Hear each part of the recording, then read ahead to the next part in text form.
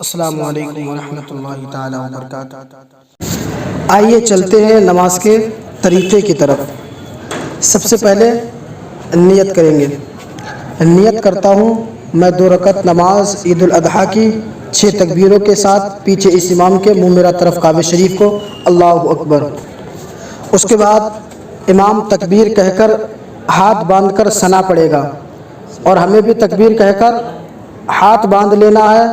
اس کے بعد 3 زائد تکبیریں ہوں گی۔ پہلی تکبیر کہہ کر ہاتھ کانوں تک اٹھا کر چھوڑ دینا ہے۔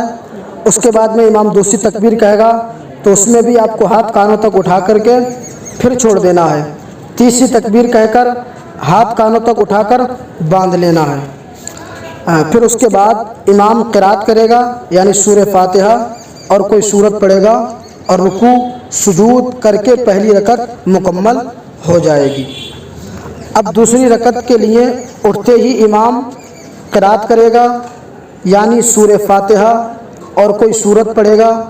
اس کے بعد رکوع میں جانے سے پہلے زائد 3 تکبیریں ہوں گی۔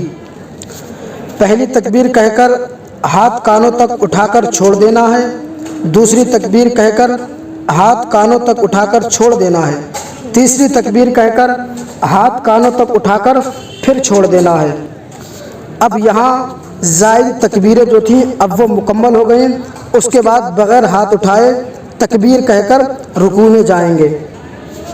پھر اس کے بعد آگے کی نماز دوسری نمازوں کی طرح مکمل کریں، پھر سلام پھیریں، عید الاضحیٰ کی نماز مکمل ہو۔